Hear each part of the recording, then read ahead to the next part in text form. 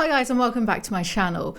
For today's video I'm going to try and attempt to do something that has possibly never ever been done within the commentary genre. This is truly once in a lifetime video experience. I'm going to attempt to do a podcast reaction that's actually nice.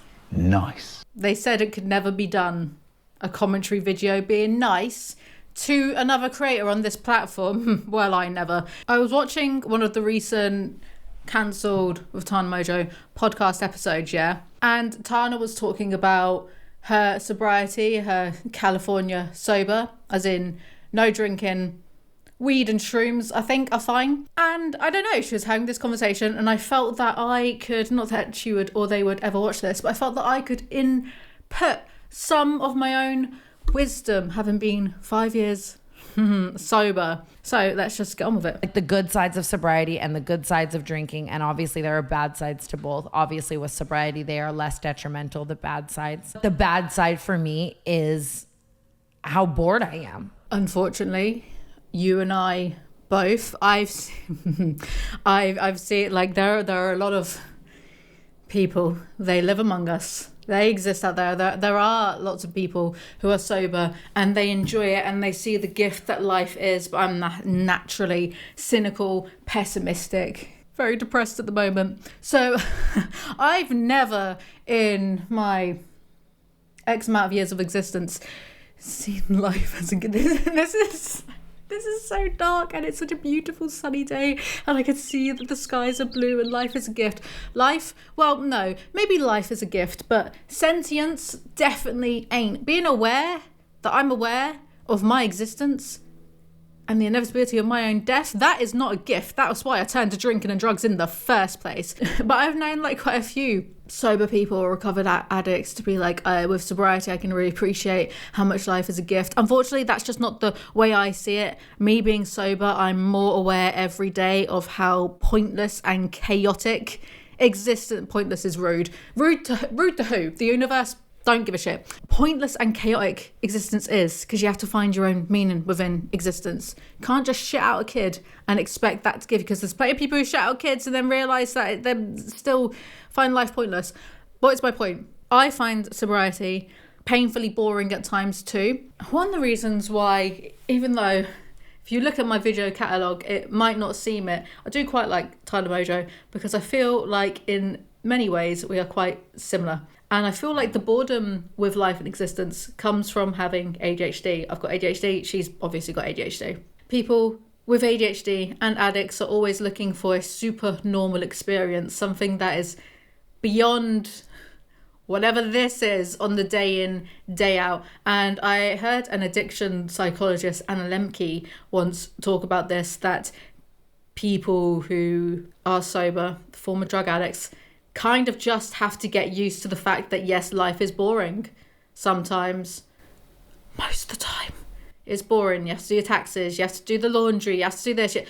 Boring. And I know I'm yapping a lot for someone who only just listened to 10 seconds of this podcast, but I've been acquainted with Tana Mongeau's own catalogue of work for years, and you also have to look at your environment, the environment you're around. I find life boring like most of the time anyway, but I would find it even more unbearable to be sober if I was still hanging out with people that partied a lot, or if I was hanging out with people who were actively doing cocaine. It would be even worse then. And you just have to take one look at her friend group. That might not be like the most conducive environment for someone trying to be sober. Let's get on with this. My social battery and my back hurts so goddamn bad. I would love to take the edge off. Do you know who famously had such bad chronic stomach pain that they turned to heroin? Kurt Cobain. It's just an excuse. My back hurts, so I'll have a few drinks because it will numb the pain. This hurts, I'll have a cheeky bit of heroin because it will numb the pain. And the thing that addicts do very well is find excuses to go back to their drug of choice. What's my excuse that makes me want to do? Well, actually, at the moment... God, I hate getting personal.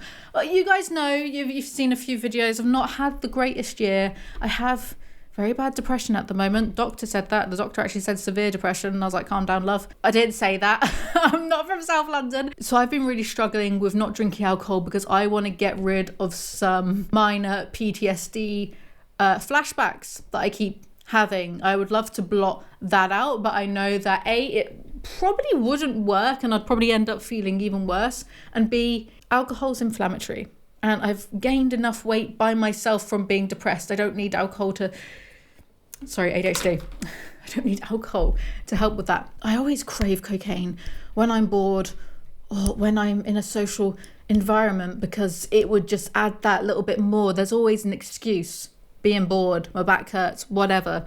You got to remind yourself that like your brain, when you have addictive tendencies, alcohol dependency, narcotic dependency, messed up dopamine receptors, because maybe you've got ADHD or whatever, your brain is going to try to trick you to doing the thing that part of you, that's really you, but it's still like almost an extension of you, wants to do. You have to be aware of that because addicts can talk themselves round in circles and talk themselves back into doing stuff quite easily. I would love to be able to have a drink with all my friends. I would love to be able to have a glass of wine at dinner. Like, to me, sobriety forever feels like defeat. And I know you can look at it as like, so does like relapsing. So drinking can be defeat. You know what I mean? This is the thing when she talks in a little bit about wanting to be able to learn moderation, but the word that she uses for her to go back to it is relapse. Someone with a healthy relationship with alcohol wouldn't see themselves having a night out as them relapsing. They would just see it. So it's interesting because the terminology that she uses betrays the way that subconsciously she knows, like, you don't use the word relapse unless you are an addict. And part of her knows that, but the other part is in denial. In a weird way, it's kind of funny though, because you know the 5 stages of grief, like denial, anger, bargaining. She goes through it in this podcast and see, it's funny. It's not really. I've been there too. In denial, there's a problem. Angry that there's a problem. Bargaining. Oh, well, what if I just had a few drinks at Christmas time? And it's funny because I do these thought experiments, you know, for shits and gigs. What if I just had a few drinks every Christmas?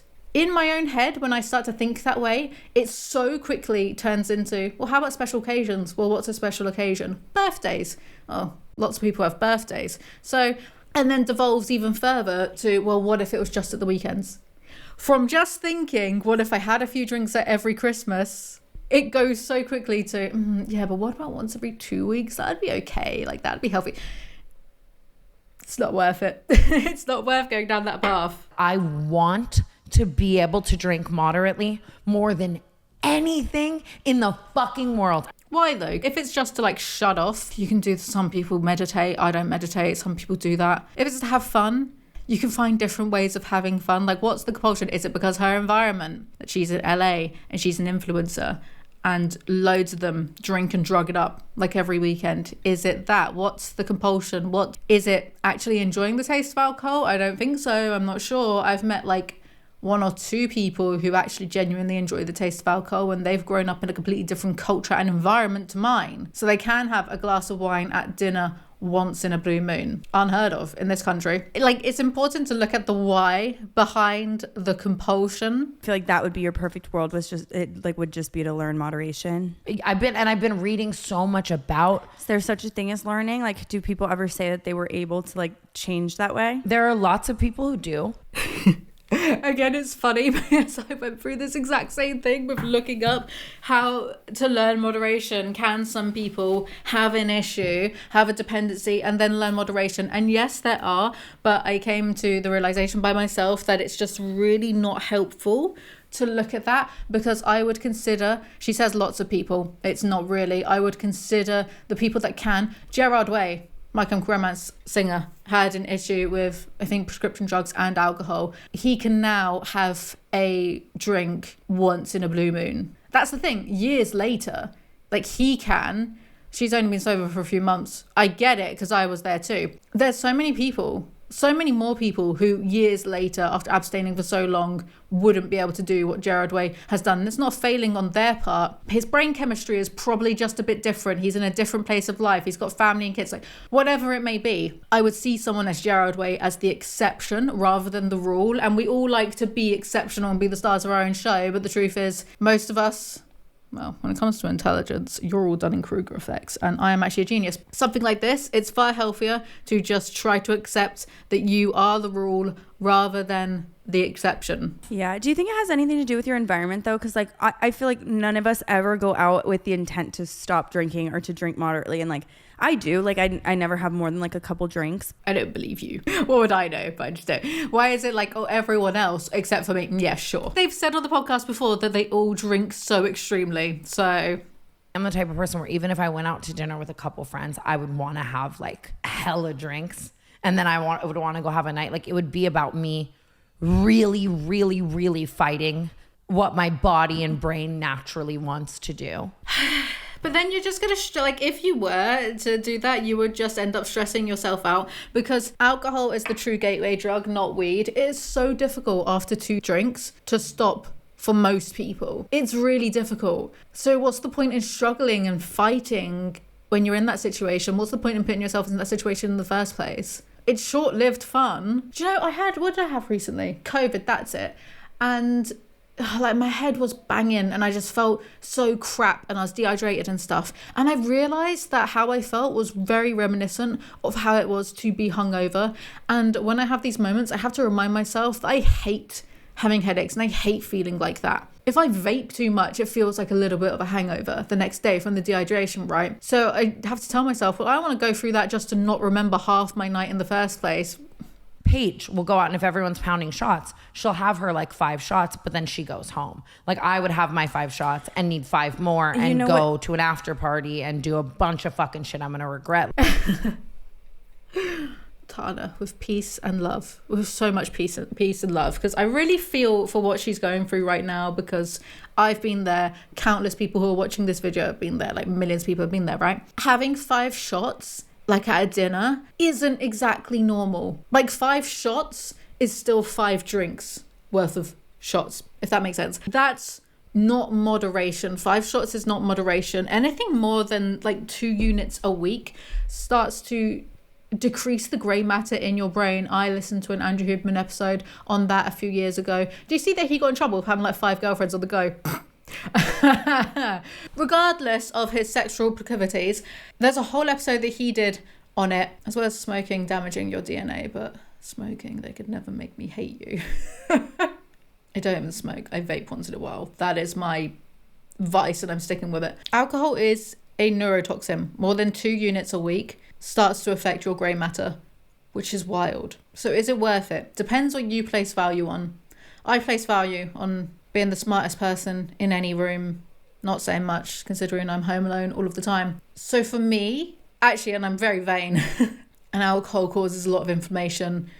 I think that's why I had mild rosacea in the first place. Still do a little bit. Want to take care of my skin. Says that with a big old spot here. So if the act of drinking alcohol goes directly against the things that you place value on, what's the point, dude? But you've got to work out what you place value on separate from alcohol and socializing inebriated in the first place. I remember when I was 18, I was put on antidepressants and they were like really, I don't know what it was, but it was a very high dosage.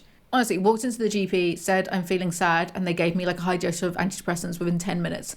Kind of messed up when you think about it. Yeah, you're not meant to drink on them. So of course I was drinking like loads on them because I enjoyed the feeling it gave me. Used up my month's supply of antidepressants, didn't go back to the doctor. Anyway, yikes.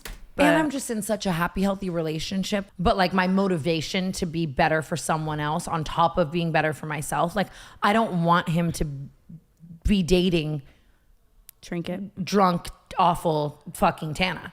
I relate so hard to this because I met my boyfriend like after I was sober. So, you know, he's never seen me drunk or anything like that. And you do have to ultimately do these things for yourself, because all of this can be very temporary. Boyfriends can, I was going to say break up with you, but then I was like, no, more like me.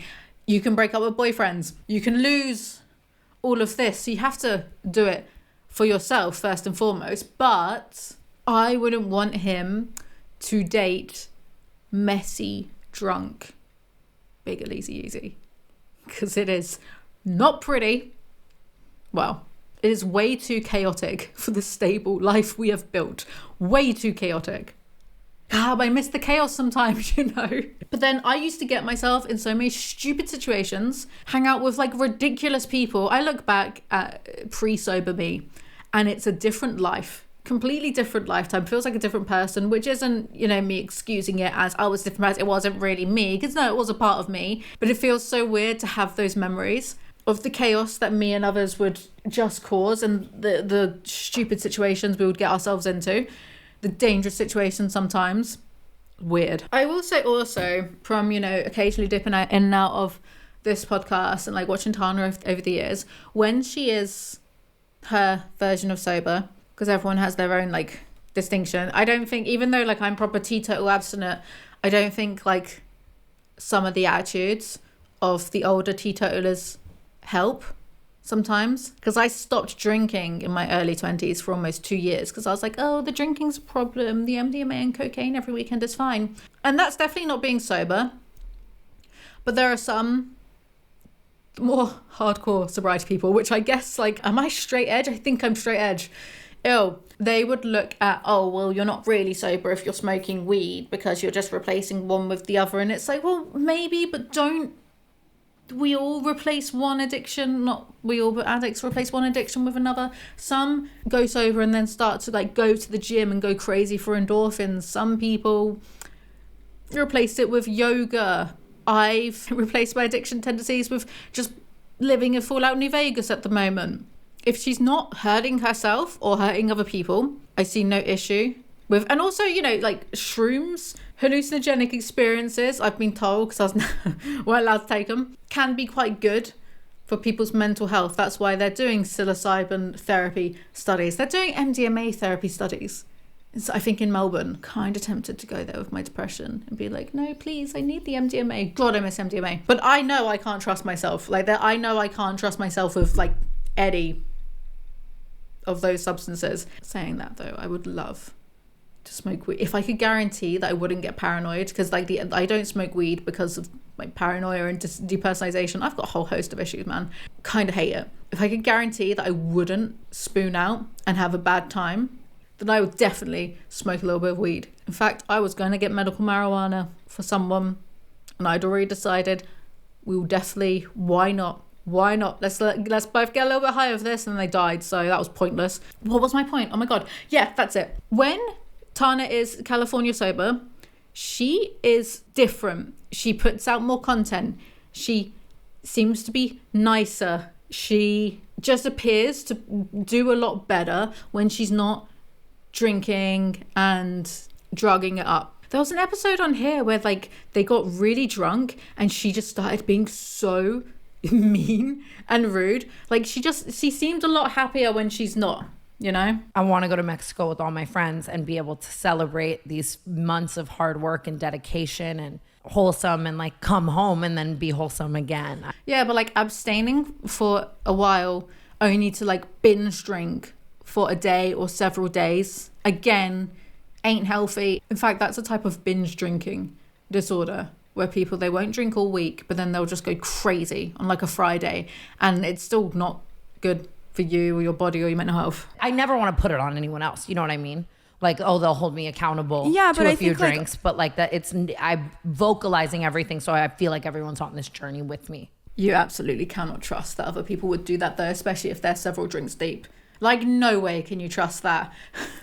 My friends, if I decided that I seriously wanted to buy cocaine, I actually don't know who I would go through, because all of my friends have banned me from it for life, and like they won't be part of it. They would not enable any bad behavior, which is nice but kind of annoying. How can they like try and tell me what to do, you know? Of course I would love for you to stay sober forever, but at the same time I feel like if I were to say like absolutely not, no, that's when people end up like sneaky drinking. You can't look at it as like sober forever either though, because like I'm 5+ years deep into it and I still cannot look at it as, oh, I'm just never ever going to do any of those things again. I have to take it one day at a time. That's so overwhelming if you do view it as this will be it for the rest of my life. And you don't really do that with anything else. You don't really look at your job and go, this will be it for the rest. I don't know what I'm doing week by week. So for me to decide that in 20 years time I'll still be sober, that's way too overwhelming. It's too much of a mountain to climb. I can get through today sober, and then tomorrow, and then maybe the next one, but I don't need to think that far ahead. Just take each moment as it comes. What is it? The power of now? Like the future and past don't really exist. It's just the now. Read that book, Tana. Tana. How do you pronounce her name? I've never gotten the hang of it, even after 4 years of doing this. If I were to say like, absolutely not, no, that's when people end up like sneaky drinking. No, I would never do that. I really wouldn't. I would just be honest with you, everyone. This is what I think of sometimes. Like if I started drinking, and inevitably like I would be doing drugs and cocaine again, because there's no way, like alcohol's like not even that fun really. And have you tried talking to people when they're drunk and you're sober? What a bunch of idiots. I would much rather take drugs than drink alcohol. But people know on this channel publicly that I'm sober. And it's not like a huge consideration of mine, because this is only like a few hours of my week. That's big of me. Few hours of my month at the moment. So it's not a huge consideration, but there is an element of how could I come back to this path? Because I would have to be honest, because I wouldn't want to not be honest. But it would feel a little bit embarrassing if I was like, oh yeah, I'm doing coke again. Don't know if you can tell, nose all stuffy. Some of my earlier content, you could really just hear my nose was, it's still not right. I can't really smell properly. People will be like, oh, can you smell that? I'm like, no, not really. It doesn't. Maybe I have a deviated septum. Maybe I should go to the doctor, and then they'll let me get a rhinoplasty. Yeah, brilliant. Anyway, I just want what everyone else is able to have so badly. And I'm the type of person that when I want something so badly, I will lock in and get it. Like, you know what I mean? Like, yeah, I will dedicate myself to figuring out how to become this type of person that I want to be. I will dedicate myself. With all due respect, you're most likely not going to get this, but the first part of that sentence, that sentiment of wanting so badly what comes to everyone else almost so easily, though in her friend group I would say no, they drink way too much and it's not moderation.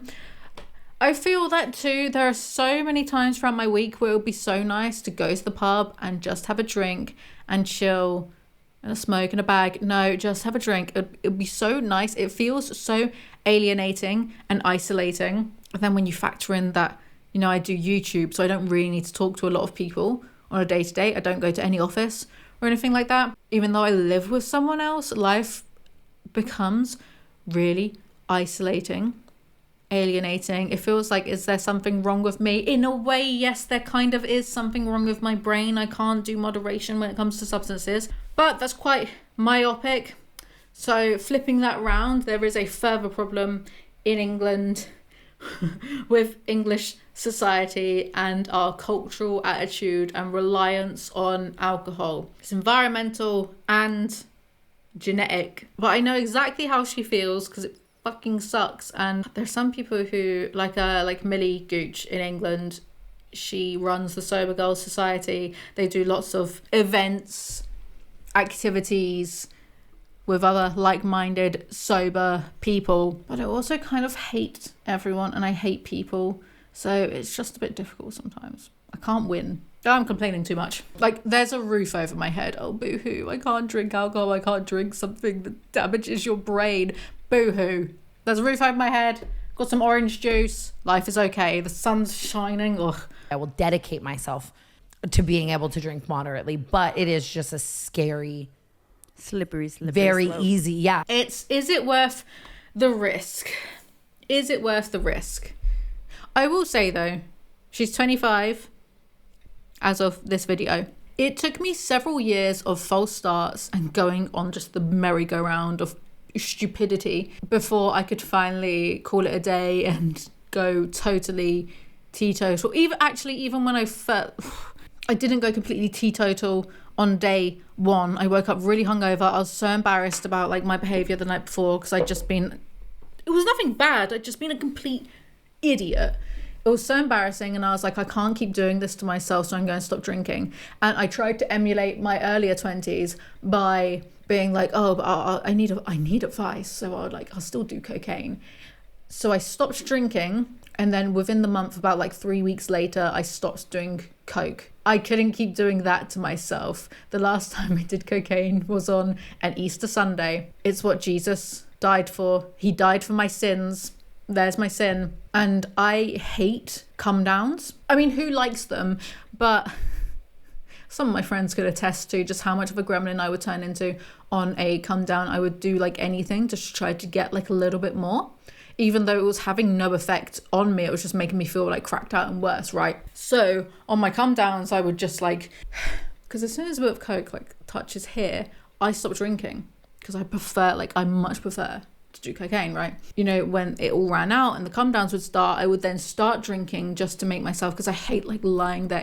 I don't miss that. I have to remember, I don't miss that. Lying there in bed, your nose is fucked, you can't like breathe through it, and you're just like having to like trick yourself into losing consciousness, because it just feels so, like, it felt like every cell in my body was like, oh, I need to do this, agitated. So anyway, I would start drinking as soon as that stuff ran out, so I could fall asleep. And it was this Easter Sunday, but it was the next day, because me and my mates had been up all night. I was just lying there in like mental agony, fighting with myself to not get drunk, because I'd been a few weeks without drinking, you know. I managed to like kind of just stay put and stay really still and just like lull myself into almost falling asleep but still being conscious of very weird stuff. Very weird. And the next day I realized it has to be all of it. It can't be one or the other, because if I keep doing that, I'm going to end up drinking again. If I end up drinking again, then I'm going to be doing more of that and more of other stuff and blah, blah, blah, and it'll be a mess. So I had to just like cut it off completely. It's been difficult. It still is difficult. You just get better at handling how difficult it is. It's not, for some people, it might get easier for them. For me, like, not really. I still get the urge and compulsion every single day to do something. But you get better at not. You get better at sitting still and not acting out on those urges.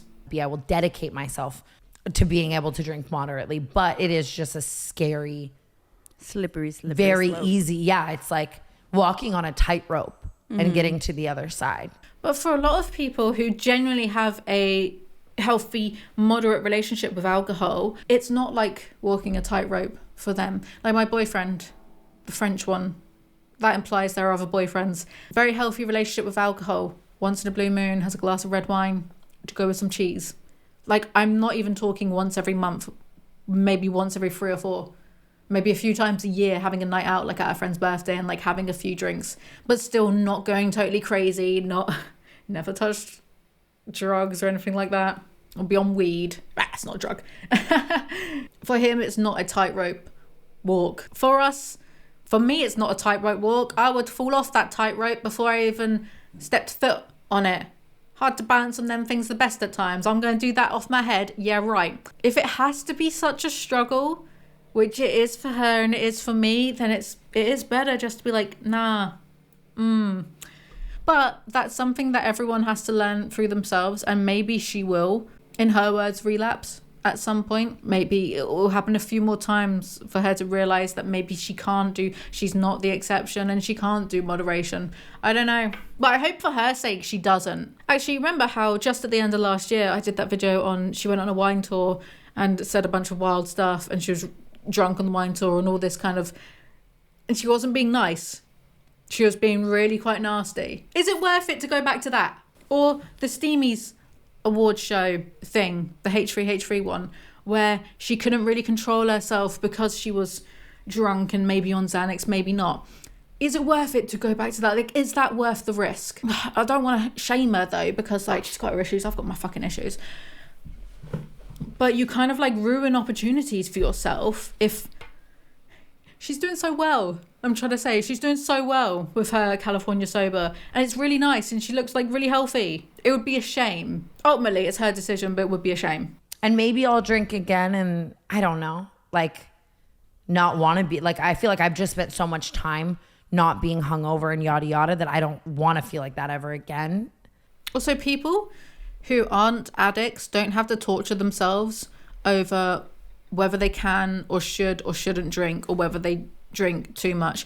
Like, people who aren't addicts can certainly have their moments where maybe they're relying on alcohol a little bit too much, and then they realize that. And then what I'm trying to say is the fact that she's having this kind of crisis of confidence shows that there is a problem in the first place.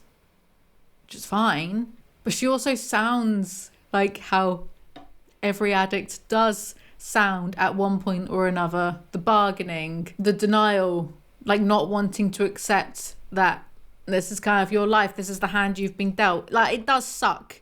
But if we didn't have a society that was so over-reliant on substances in the first place, would it be such a big deal to stay sober? No. I can already see so many comments of like, people usually relapse 3 times before they go sober for life and like whatever. And it's like, I just don't want to be that fucking statistic. None of us want to be that statistic, but we're not exceptional.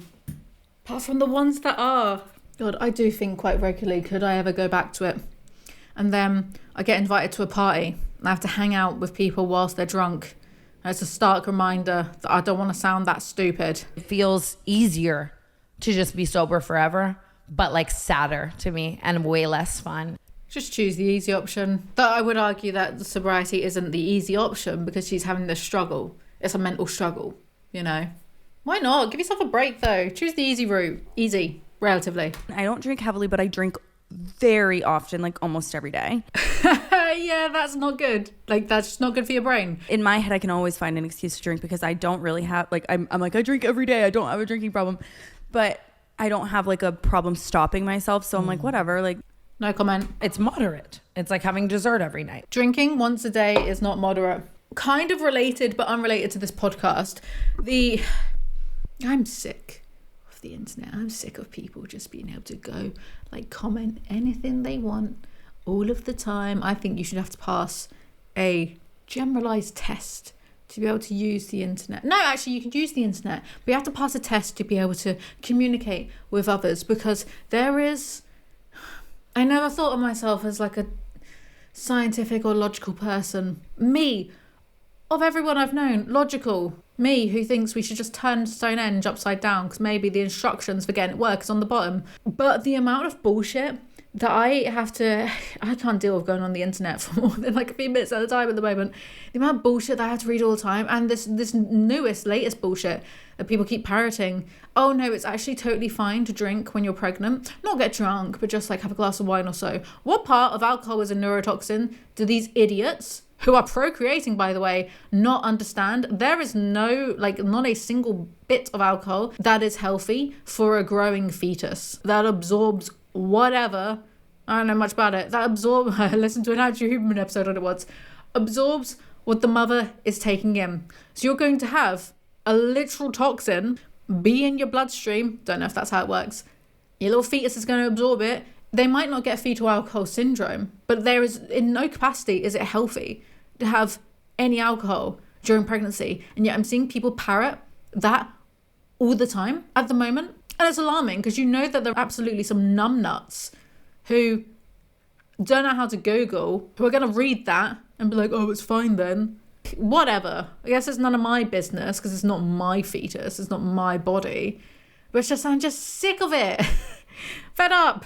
Maybe if people weren't drinking so much, they'd be as big-brained as me. There is sober fun. Like, I enjoy sitting with my friends and fucking talking and laughing. I enjoy playing poker. I enjoy fucking going shopping. I enjoy doing this. I enjoy other things. It's just like taking the edge off, letting a little loose. It's not the same as chaotic drunk fun. It can't be. By its own definitions, it can't be. But there's nothing that I can say to that because I feel that too. Like, I miss the chaos, but then I have to remind myself, yeah, but it weren't actually that fun being that chaotic when you were in it.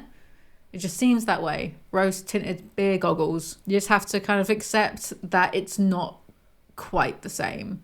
Because if it was quite the same, people wouldn't drink. And I went and watched the Amy Winehouse movie. And at the very end of the movie, it just cuts to a black screen that was like, Amy died on da-da-da after drinking after a long stint of sobriety. Yeah, she choked to death on her own vomit, which is not a nice way for anyone to go. And I was like, oopsie. Yeah, oopsie. It's more like a sadness of like, I wish I could be like everyone else and be moderate. But you're so much better than everyone else. Brooke actually does have a good point there. Tana wants to be like everyone else, but she's easily the most successful one in her friend group. So, you know. Anyway, I think that's all for that. I wanted to do this because sometimes I want to talk about sobriety and how I'm feeling with it, especially after the year I've had. It's been a very big challenge to stay. I'm not quite sure. I've just had to sit really still, metaphorically and figuratively. Sometimes I feel I struggle to make content where it's just me sitting down talking about a topic I want to talk about. Funny, I've been editing, so ADHD. I've been editing some of Angelina Skov's recent, for something to do. As if I'm not doing my own content, I've got to do something. And she said in one of her videos about the I'm addict situation. Very aware of that, but I don't do that type of commentary anymore. So I don't what could I say other than what a scumbag, It's not a situation to make light of, so I don't feel like talking about it right now or ever. She said in her video that she believes to do YouTube, you have to have a little bit of an ego because you are putting yourself out there being like, I think what I'm saying deserves to be heard by people. And it's that, and I do agree, but that's why I've been struggling to sit down and make content, because I'm overwhelmed with, oh my God, which is silly, because I know people do care for whatever reason about the things I have to say, but I don't care about the things that I have to say. This is so, the sounds, the vibrations coming out of my mouth are so fleeting. I don't give a shit about many of my own opinions. So how can I sit here and talk about things that interest me as if people should care? Because I don't, and it's not a self-deprecating thing, it's just my headspace at the moment. So seeing Tana talk about this on her podcast, I was like, oh well, I can react to it and I can talk, because I have wanted to discuss this stuff for a little while, so it feels more valid is what I'm trying to say. If I'm reacting to and doing commentary, it feels a little bit more valid, even though my own opinions should be valid in of themselves, but they're not, and yet they are. And it's not self-deprecating, right? Because my opinions are valid to thousands of people on this channel, but they're not valid to the person whose opinion is most important of all, to myself, which is my own. So it's not self-deprecating, it's some type of weird misplaced sense of pride. I just hope Tana makes whatever decision is right for herself and she's happy and healthy whilst doing it, because she does thrive when she's California sober. Anyway, that's all for today's video. Thank you guys so much for watching. I'm going to go film for the next several hours a book review now. So remember to like, comment, subscribe, check out my memberships. I'll see you all next time. Bye.